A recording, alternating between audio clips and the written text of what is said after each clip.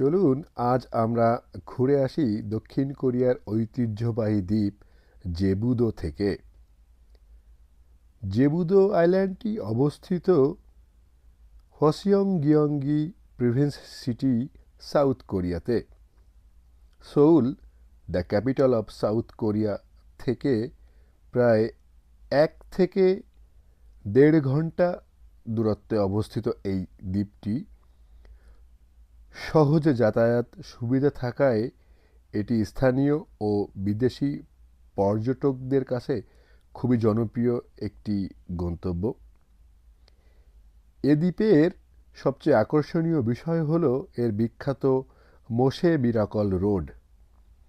প্রতিদিন 2 বার সমুদ্রের পানি সরে গিয়ে একটি রাস্তা দৃশ্যমান হয়, যা মূল ভূখণ্ড সাথে দ্বীপকে সংযুক্ত করে।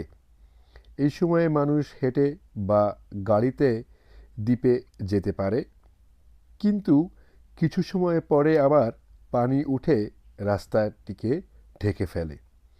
তাই ভ্রমণের আগে জোয়ার ভাটার সময় জানা অত্যন্ত গুরুত্বপূর্ণ। এছাড়াও জেবুদো আইল্যান্ডে রয়েছে সুন্দর সমুদ্র সৈকত, যেখানে পর্যটকরা হাঁটাহাঁটি করতে পারেন। এখানে সূর্য অস্তের দৃশ্য অত্যন্ত মনোমুগ্ধকর, যা ভ্রমণকারীদের মনে গভীর ছাপ ফেলে। দ্বীপের মধ্যে অবস্থিত বাতিঘরটি একটি জনপ্রিয় ফটো স্পট হিসেবে বিশেষভাবে পরিচিত। জেবুদোর আরও একটি আধুনিক আকর্ষণ যুক্ত হয়েছে, সেটি হলো কেবল কার। এর মাধ্যমে সমুদ্রের উপর দিয়ে ভ্রমণ করা যায়। কেবল কারে চড়ে পর্যটকরা উপর থেকে সমুদ্র, দ্বীপ এবং আশেপাশের প্রাকৃতিক সৌন্দর্য উপভোগ করতে পারেন। বিশেষ করে সূর্যাস্তের সময় এই অভিজ্ঞতাটা আরও বেশি আকর্ষণীয় হয়ে ওঠে। এই দ্বীপে পর্যটকদের জন্য নানা ধরনের কার্যক্রম রয়েছে, যেমন সমুদ্রের ধারে হাঁটা, মাছ ধরা, কাদামাটিতে সামুদ্রিক প্রাণী দেখা এবং ফটোগ্রাফি করা। এছাড়াও এখানে পাওয়া যায় বিভিন্ন ধরনের তাজা সিফুড, বিশেষ করে গ্রিলড ক্ল্যাম ও সামুদ্রিক মাছের স্বাদ অনেক জনপ্রিয়। তবে ভ্রমণের সময়ে কিছু বিষয়ে মাথায় রাখা বিশেষভাবে জরুরি, যেমন জোয়ার ভাটার সময়সূচি আগে থেকেই জেনে নেওয়া, যাতে কোনো সমস্যা তৈরি না হয়।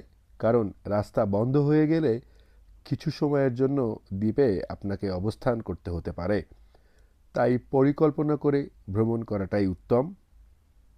সবশেষে বলা যায়, জেবুদো আইল্যান্ড এমন একটি স্থান যেখানে প্রাকৃতিক সৌন্দর্য, বৈচিত্র্য এবং আধুনিক আকর্ষণ একসাথে উপভোগ করা যায়। এর অনন্য জোয়ার ভাটার রাস্তা এবং কেবল কারের অভিজ্ঞতা এটিকে অন্য সব পর্যটন স্থান থেকে আলাদা করেছে। ভালো থাকবেন, সুস্থ থাকবেন এবং আমার সাথেই থাকবেন। দেখা হবে নতুন কোনো এক ভিডিওতে। আল্লাহ হাফেজ।